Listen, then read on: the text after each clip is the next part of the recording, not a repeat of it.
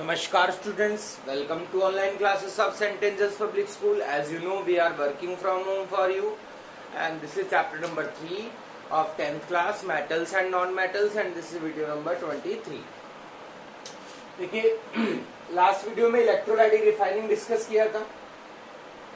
Electrolytic refining क्या होती है कि जब आप कोई भी मेटल ऑब्टेन करते हैं ओर से, तो उसमें कुछ इम्प्यूरिटीज रह जाती हैं और उन इम्प्यूरिटीज को हटा के बिल्कुल ही प्योर मेटल ऑब्टेन करने का जो प्रोसेस है उसे कहा जाता है इलेक्ट्रोलाइटिक रिफाइनिंग। तो इलेक्ट्रोलाइटिक रिफाइनिंग में जो है आपका करंट की हेल्प से रिफाइनिंग की जाती।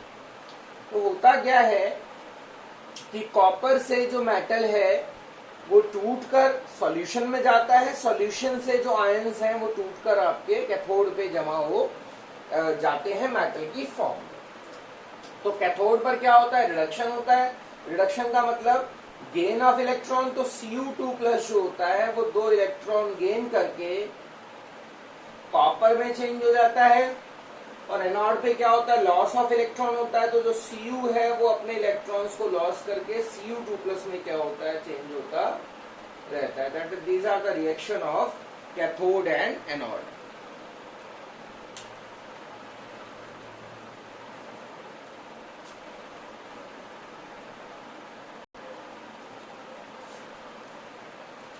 Now we have a question. Name the cathode, anode, electrolyte and impurities during the electrolytic refining of metal M. ऐसा क्वेश्चन एनसीईआरटी में है। अगर हमें मेटल M की रिफाइनिंग करनी है तो उसमें कैथोड क्या होगा, एनोड क्या होगा, इलेक्ट्रोलाइट क्या होगा और इम्प्यूरिटीज क्या होंगी। तो देखिए कैथोड क्या होगा इलेक्ट्रोलाइटिक रिडक्शन में। तो कैथोड होता है thin rod of pure metal M। Anode क्या होगा, एनोड होगा thick rod of impure metal M। Electrolyte क्या होगा, salt solution of metal M। और इम्प्यूरिटीज क्या होंगी, तो जो इम्प्यूरिटीज होंगी वो होंगी एनोड मड। अगर हम किसी भी मेटल की रिफाइनिंग करेंगे तो जो कैथोड होगा वो उस मेटल की प्योर रॉड होगी, एनोड जो है उस मेटल की इम्प्योर रॉड होगी, इलेक्ट्रोलाइट सॉल्ट सॉल्यूशन होगा उस मेटल का और इम्प्यूरिटीज को एनोड मड बोला जाएगा। क्वेश्चन आ सकता है, इंपॉर्टेंट क्वेश्चन है कि किसी भी मेटल की रिफाइनिंग करते टाइम कैथोड क्या होगा। तो जो कैथोड है वो उस मेटल की एक पतली रॉड होगी, एनोड जो है वो उस मेटल की एक मोटी रॉड होगी, इलेक्ट्रोलाइट जो है वो सॉल्ट सॉल्यूशन होगा मेटल का, इम्प्यूरिटीज को हम लोग एनोड मड बोलेंगे।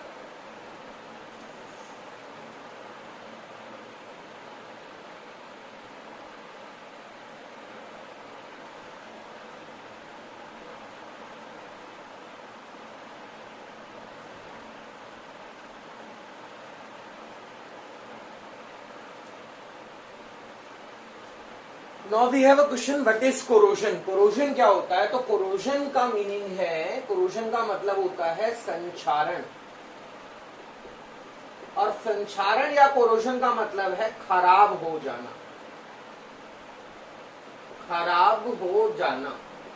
तो कहता है the process of slow eating up of surface of metal, यानी मेटल के सरफेस का धीरे धीरे खराब होते चले जाना, या फिर the slow destruction of metal surface when metal comes in contact with air, moisture, salt, acid, base etcetera.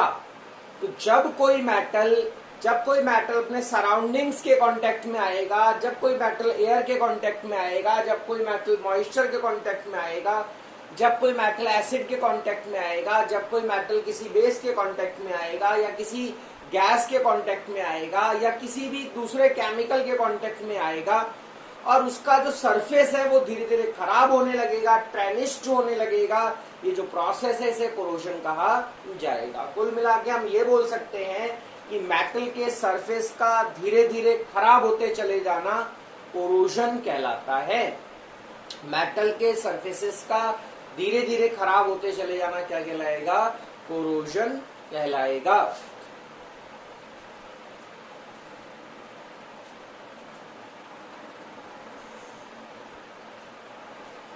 Now we have examples of corrosion. Corrosion के एग्जांपल, तो सबसे पहला एग्जांपल है जो बहुत फेमस है, वो है corrosion of iron. Corrosion of iron, तो ये कोरोजन ऑफ आयरन जो है हमारे आसपास हम कहीं पर भी देख सकते हैं।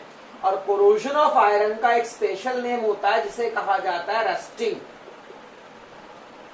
कोरोजन ऑफ आयरन का एक स्पेशल नेम होता है जिसे हम बोलते हैं रस्टिंग। ठीक है, कोरोजन ऑफ आयरन को ही रस्टिंग कहा जाता है। कोरोजन ऑफ सिल्वर रस्टिंग नहीं कहलाएगा, कोरोजन ऑफ कॉपर रस्टिंग नहीं कहलाएगा, कोरोजन ऑफ एल्युमिनियम रस्टिंग नहीं कहलाएगा। कोरोजन ऑफ आयरन को ही सिर्फ रस्टिंग कहा जाता है। जब आयरन जो है, जब आयरन कांटेक्ट में आएगा एयर के और मॉइस्चर के, तब क्या होगा? उस पे a red brown layer is deposited. A red brown layer is deposited. उस पे एक रेड ब्राउन लेयर जम जाएगी। जब आयरन कांटेक्ट में आएगा एयर और मॉइस्चर के, तो उस पे एक रेड ब्राउन लेयर जम जाएगी। ये जो रेड ब्राउन लेयर जम जाएगी, इस रेड ब्राउन लेयर को कहा जाएगा रस्ट। और ये जो प्रोसेस है क्या कहलाएगी? रस्टिंग कहलाएगी। जब आयरन कांटेक्ट में आएगा एयर के और मॉइस्चर के, तो उस पर एक रेड ब्राउन लेयर जम जाएगी।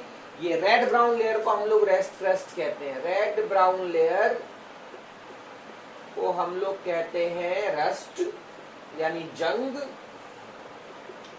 और ये जो प्रोसेस है इसे कहा जाता है रस्टिंग ऑफ आयरन या कोरोजन ऑफ आयरन। लोहा कब खराब होगा? आयरन कब खराब होगा? जब आयरन कांटेक्ट में आएगा एयर के, मॉइस्चर के, तो उस पर एक रेड ब्राउन लेयर जम जाएगी। रेड ब्राउन लेयर को रस्ट कहा जाएगा। और ये प्रोसेस क्या कहलाएगी? रस्टिंग ऑफ आयरन कहलाएगी, या फिर कोरोजन ऑफ आयरन भी बोला जा सकता है।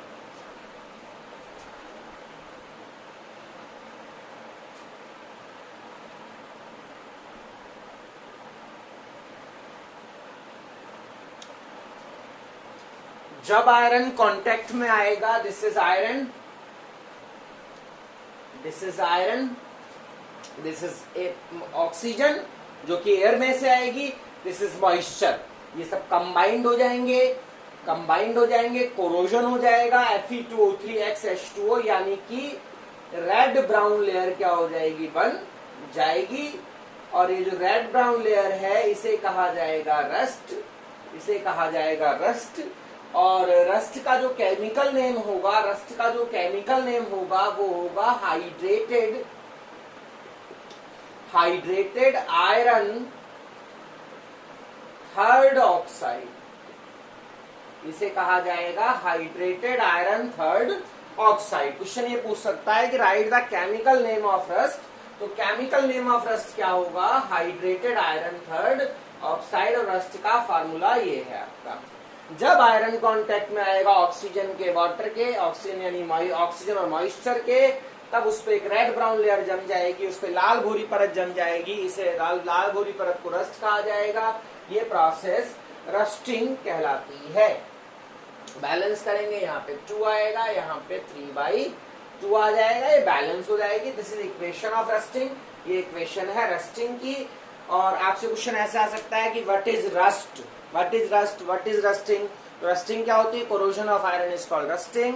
और रस्ट क्या होती है? आप लिखेंगे जब आयरन कांटेक्ट में आएगा एयर और मॉइस्चर के, तो उस पर एक रेड ब्राउन लेयर जम जाएगी, वो रेड ब्राउन लेयर कहलाएगी रस्ट। और ये जो प्रोसेस है, ये प्रोसेस कहलाएगा rusting of iron.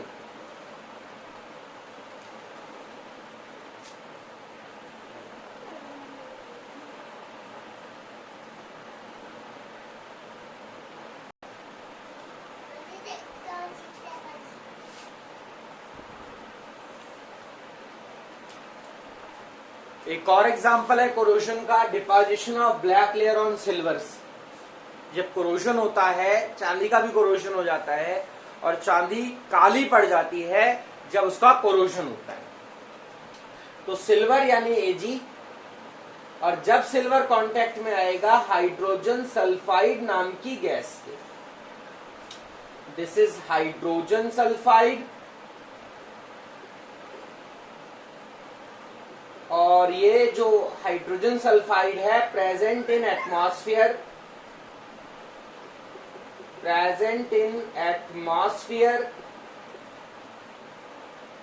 In trace. हालांकि हाइड्रोजन सल्फाइड जो है वो एयर में बहुत कम अमाउंट में प्रेजेंट है, बट ये सिल्वर से रिएक्शन करके इस पे सिल्वर सल्फाइड बना लेती है, जो सिल्वर सल्फाइड की ब्लैक लेयर बन जाती है। जब सिल्वर जो है कंबाइन करेगा हाइड्रोजन सल्फाइड से, हाइड्रोजन सल्फाइड एक गैस है, हाइड्रोजन सल्फाइड एक गैस है जो बहुत कम अमाउंट में प्रेजेंट है हमारे एटमॉस्फेयर में, बट फिर भी ये सिल्वर से क्या कर जाती है, रिएक्ट कर जाती है और सिल्वर सल्फाइड बना लेती है। और सिल्वर सल्फाइड का कलर जो है वो कैसा होता है, ब्लैक होता है, और इस प्रकार से चांदी जो है वो क्या पड़ जाती है, काली पड़ जाती है। एक और एग्जांपल है कोरोजन का हमारे पास, वो है कॉपर का।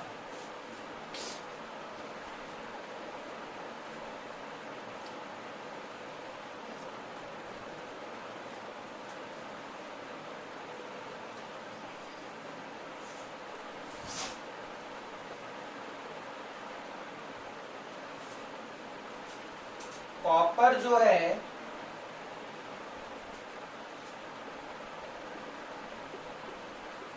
Copper articles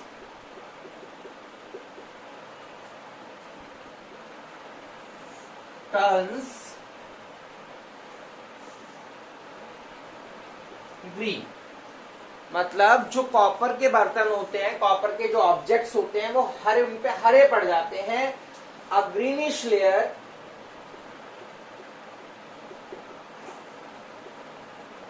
deposited on copper, copper पर एक हरी परत क्या कर जाती है, जम जाती है। A greenish layer deposited on copper, and this is example of corrosion of copper. This is example of corrosion of copper. Copper यानी तांबा, और अगर तांबे का कोई बर्तन आपके पास है या कोई ऑब्जेक्ट है तो उस पर काफी टाइम रखे रहने के बाद उस पर ग्रीनिश लेयर बन जाती है, हरी परत बन जाती है। That is example of corrosion of copper. तो इसका इक्वेशन लिखते हैं कोरोजन ऑफ कॉपर का, इसका इक्वेशन लिख लेते हैं कोरोजन ऑफ कॉपर का।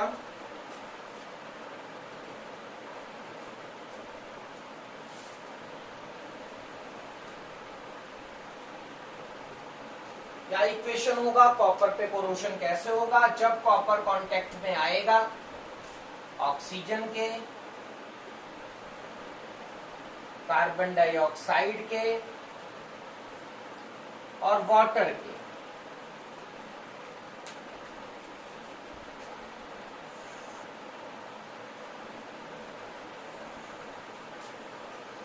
तो जब कॉपर कांटेक्ट में आएगा ऑक्सीजन के, कार्बन डाइऑक्साइड के, वाटर पे, तो उस पे एक ग्रीनिश लेयर बन जाएगी, हरी परत जम जाएगी।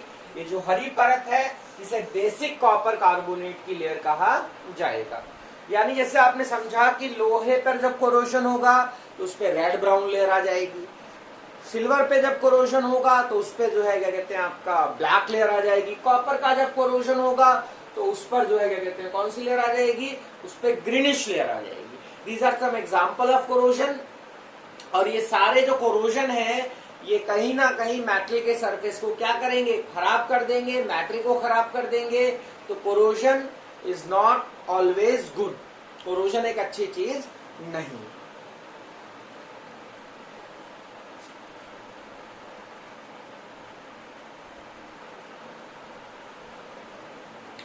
एक हमारे पास फैक्ट है for corrosion of iron. Iron में कोरोजन के लिए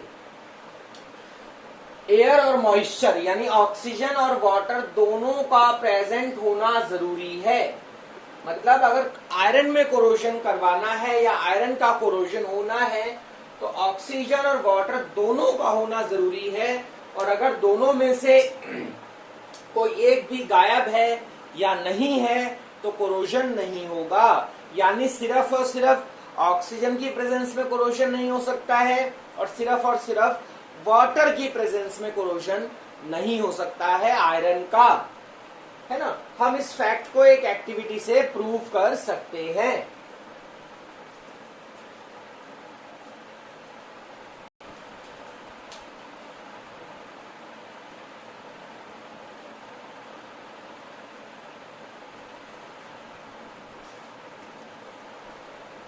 तो हमारे पास एक एक्टिविटी है जिससे हम प्रूव करेंगे कि आयरन की रस्टिंग के लिए वाटर और ऑक्सीजन दोनों का होना जरूरी है। तो देखिए फर्स्ट टेस्ट ट्यूब है जिसमें नॉर्मल पानी भरा हुआ है, तो यहाँ पर ऑक्सीजन भी है, वाटर भी है, और इन किलो में रस्टिंग हो जाएगी, जंग लग जाएगी।